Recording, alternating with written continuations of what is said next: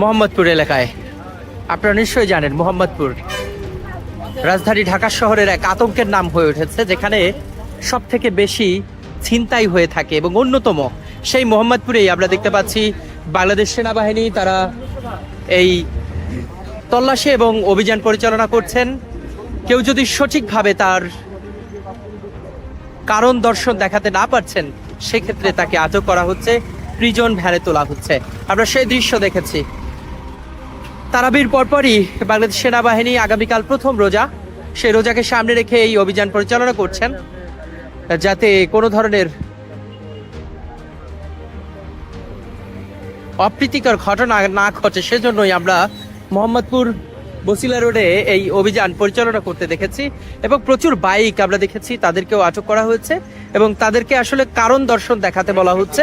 যদি কেউ কারণ দর্শন না দেখাতে পারেন, সেক্ষেত্রে তাদেরকে আইনি যে প্রক্রিয়া সেটি মুখোমুখি করছেন এবং সেই দৃশ্যই দেখতে পাচ্ছি। আমরা প্রচুর যুবক দেখতে পাচ্ছি, অনেকে হেলমেট নিয়ে আসেননি, সে কারণে তাদের যে আইনি প্রক্রিয়া সেটি মধ্য দিয়েই আসলে পার করতে হচ্ছে। আমরা সেই দৃশ্য দেখছি এবং পাশাপাশি সেনাবাহিনীর সাথে বাংলাদেশ আইন শৃঙ্খলা রক্ষাকারী বাহিনীর ট্রাফিক বিভাগ তারাও যুক্ত রয়েছে।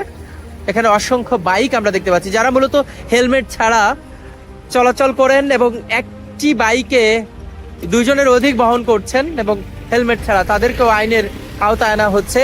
এই মধ্যরাতে আমরা সে দৃশ্য দেখতে পাচ্ছি, অর্থাৎ নামাজের পরপর, তারাবির নামাজের পরপরই বাংলাদেশ সেনাবাহিনী এই অভিযান পরিচালনা করছেন। কালের কণ্ঠ থেকে আপনাদের সাথে যুক্ত রয়েছে আমি ইখলাস রহমান। আবার জানিয়ে রাখি, প্রতি মুহূর্তে সবার আগে সর্বশেষ খবর জানতে হলে ভিজিট করুন kalerkantho.com। যারা এখনো পর্যন্ত আমাদের ইউটিউব ফেসবুক পেজটি ভিজিট করেনি, অবশ্যই ভিজিট করবেন। বাংলাদেশ সেনাবাহিনী তারা ইতিমধ্যে দুজনকে আটক করে তাদের ভ্যানে রেখেছেন, আমরা সেই দৃশ্য দেখেছি এবং পাশাপাশি কেরানীগঞ্জ যেতে এবং মোহাম্মদপুরে প্রবেশ করতে মোহাম্মদপুর বসিলা যে সড়ক রয়েছে, সেই সড়কেই সেনাবাহিনীর এই তল্লাশি, এই অভিযান আমরা দেখতে পাচ্ছি।